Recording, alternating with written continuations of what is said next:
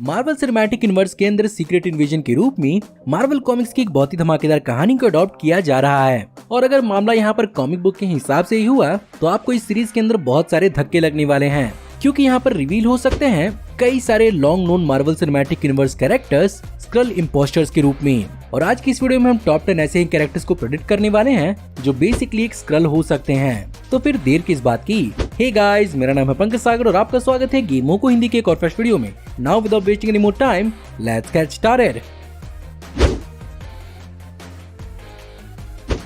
Marvel cinematic universe के अंदर genius और revolutionary Tony Stark / iron man की टेक्नोलॉजी का लोहा हर कोई मानता है। यहाँ तक कि थैनोस भी दूर दूर से टोनी स्टार्क की रेपुटेशन से वाकिफ था। ऐसे में एक इन्फिल्ट्रेटिंग स्पीशीज के लिए उसके करीब पहुंचना बहुत जरूरी होगा और ये काम आसान हो सकता है उसके बेस्ट फ्रेंड की जगह लेकर। हमने सीक्रेट इन्वेजन के लेटेस्ट ट्रेलर के अंदर ये बात नोटिस की कि यहाँ पर रोडी खुद इस बात को कह रहा है कि वो इस बारे में तकरीबन 15 सालों से जान रहा है। और अगर एमसीयू के टाइमलाइन के हिसाब से 15 साल पीछे जाएं, तो टाइम आता है आयरन मैन 2 का, जब यहाँ पर एक्चुअली गवर्नमेंट ने खुद रोडी पर जिम्मेदारी सौंपी थी टोनी स्टार्क और उसके टेक्नोलॉजी पर नजर रखने की। और इससे अच्छा और क्या मौका हो सकता है किसी स्क्रल के लिए टोनी स्टार्क के करीब आने का। या फिर ऐसा भी हो सकता है कि यहाँ पर रोडी भी किसी प्रकार की स्क्रल अरेंजमेंट के साथ जी रहा हो, जैसे हमें फार फ्रॉम होम के अंदर निक फ्यूरी जीते हुए दिखा था और किसी स्पेशल मौके पर ही रोडी स्क्रल से अपनी जगह बदलता हो। अब यहाँ पर कुछ भी हो, लेकिन ऐसा कहा जा रहा है कि यहाँ पर मार्वल सिनेमैटिक यूनिवर्स के आर्मर वॉर्स के अंदर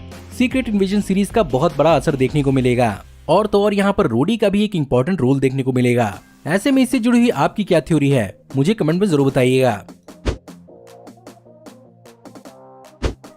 एवेंजर्स को लड़ाई के लिए पुश करने वाले फिल कोल्सन की लेगेसी मार्वल सिनेमैटिक यूनिवर्स के अंदर बहुत ज्यादा कंफ्यूजिंग रही है। जहां पर 2012 के एवेंजर्स में मार्वल सिनेमैटिक यूनिवर्स में शहीद होने के बाद उन्होंने अपनी शुरुआत एजेंट्स ऑफ शील्ड के अंदर प्रोजेक्ट टहीटी के थ्रू रेजरेक्ट होने के साथ की थी। और फाइनली इस सीरीज के अंत तक भी वो एक एंड्रॉइड से भी रिप्लेस हो चुके हैं। और अगर मार्वल सिनेमैटिक यूनिवर्स में एजेंट फिल कोल्सन की वापसी होनी पक्की है तो किसी स्क्रल का किसी एंड्रॉइड से जगह बदलना बहुत मुश्किल बात नहीं होनी चाहिए। और क्या पता एजेंट्स ऑफ शील्ड्स के इवेंट्स के बाद ये चीज बहुत पहले हो चुकी हो, जिसके कारण स्क्रल्स के पास एक बहुत बड़ा अपर हैंड होगा पूरी की पूरी शील्ड की जानकारी का।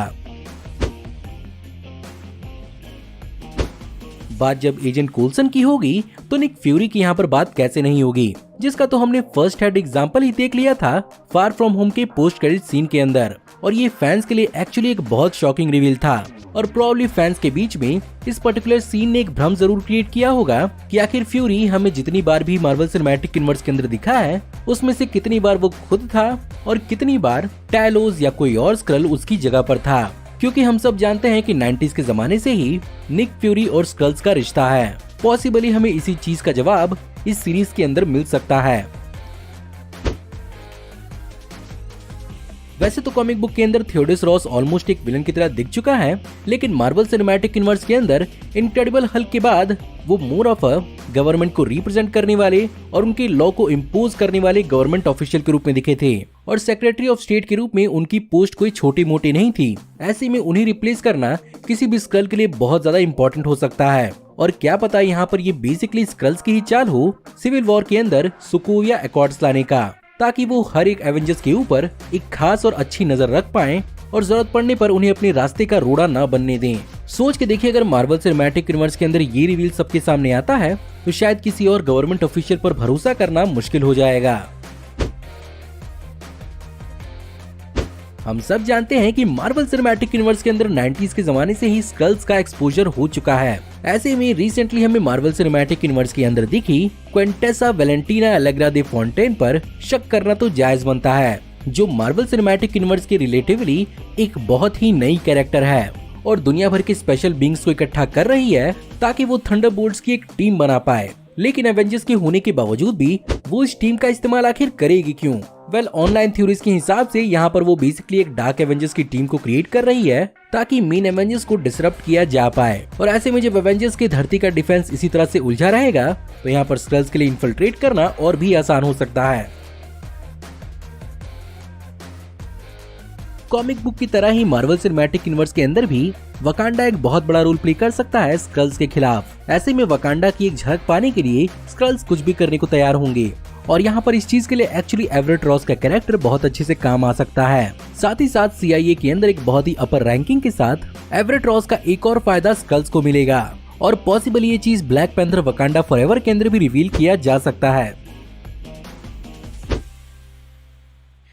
खैर हो सकता है कि एवरेट रॉस एक लिमिटेड रीच तक ही वकांडा में पहुंच पाए, लेकिन यहाँ पर वकांडा की रॉयल फैमिली के अंदर घुसना हो तो यहाँ पर एक्चुअली रॉयल फैमिली का भरोसा जीतना पड़ेगा।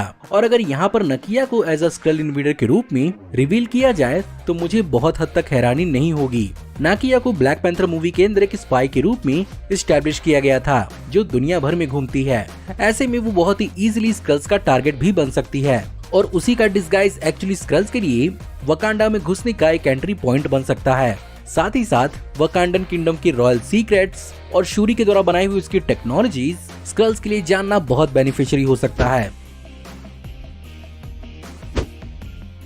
कैप्टन अमेरिका विंटर सोल्जर और कैप्टन अमेरिका सिविल वॉर के अंदर शील्ड की शेरन कार्टर ही थी जिस पर एक्चुअली स्टीव रॉजर्स आंख मूंद कर विश्वास कर पाता था और कैप्टन अमेरिका विंटर सोल्जर के अंदर शील्ड के अंदर हाइड्रा के अपराइजिंग के बावजूद भी यहाँ पर शेरन कार्टर थी जिसने अकेले हाइड्रा को अपोज किया था। तो फिर उसे falcon and the winter soldier में आखिर क्या हो गया और वो अचानक से कैसे पावर ब्रोकर बन गई? इस चीज ने बहुत सारे लोगों को कंफ्यूज किया है, लेकिन मेरी थ्योरीज के हिसाब से ये बहुत हद तक पॉसिबल हो सकता है कि यहाँ पर शेरन कार्टर एक्चुअली एक स्क्रल के द्वारा रिप्लेस की गई हो और at the end of the series वो जिनसे फोन पर बात कर रही थी वो और कोई नहीं बल्कि उसके स्क्रल हैंडलर्स हो।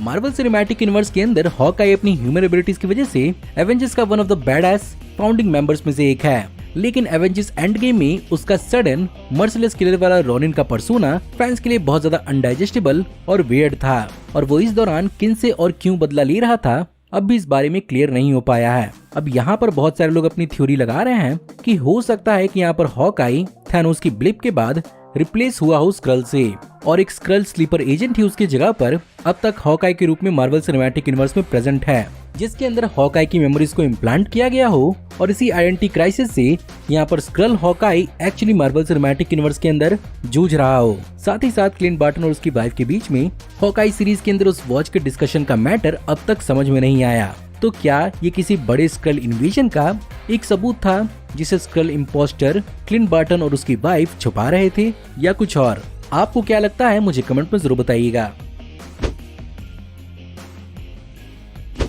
वेल ऑनेस्टली ये वाला रिवील बहुतों का दिल तोड़ने वाला है क्योंकि टोनी स्टार्क का हैप्पी होगन के साथ रिश्ता बहुत ही ज्यादा खास था, लेकिन स्कल्स के पॉइंट ऑफ व्यू से देखा जाए तो हैप्पी होगन एक बहुत ही स्पेशल पोजीशन होल्ड करता था जो स्टार्क इंडस्ट्रीज की टेक्नोलॉजी और उसकी पूरी की पूरी सिक्योरिटी का चीफ भी रह चुका है। साथ ही साथ उसके पास स्टार्क टेक्नोलॉजी का एक बहुत ही खास एक्सेस भी है जिसका इस्तेमाल वो स्पाइडरमैन फार फ्रॉम होम में करते हुए दिखा था। साथ ही साथ वो कई सारे सुपर हीरोज को पर्सनली जानता भी है और उनकी हिडन पर्सनैलिटी के बारे में भी जानता था।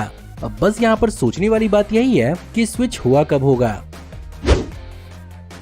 तो गाइज ये थे वो टॉप 10 कैरेक्टर्स जो मेरे हिसाब से मार्वल सिनेमैटिक यूनिवर्स के अंदर स्क्रल इम्पोस्टर्स हो सकते हैं। वेल ये पूरी की पूरी वीडियो मेरी अपनी थ्योरी थी। अब आपकी बारी है, मुझे कमेंट में जरूर बताइएगा कि आपको क्या लगता है और कौन कौन से कैरेक्टर्स हो सकते हैं जो मार्वल सिनेमैटिक यूनिवर्स में स्क्रल्स हों। अगर आपको आज की वीडियो पसंद आई हो तो प्लीज वीडियो को लाइक जरूर करिएगा और सीक्रेट इन्वेजर से जुड़े हुए अगर आपको और कोई फैक्ट मालूम है तो मुझे कमेंट में जरूर बताइएगा। हमारी आने वाली ऐसी ऑसम वीडियोस को देखते रहने के लिए हमारे चैनल को सब्सक्राइब करिए, बेल वाले आइकन को दबाइए और हमारी वीडियोस को बिना मिस किए एंजॉय करते रहिए। और अगर आप चाहें तो इस वीडियो के लिंक को अपने दोस्तों ग्रुप के बीच में जितना हो सके उतना शेयर करें। Thank you for watching, see you in the next video. Till then take care, good bye.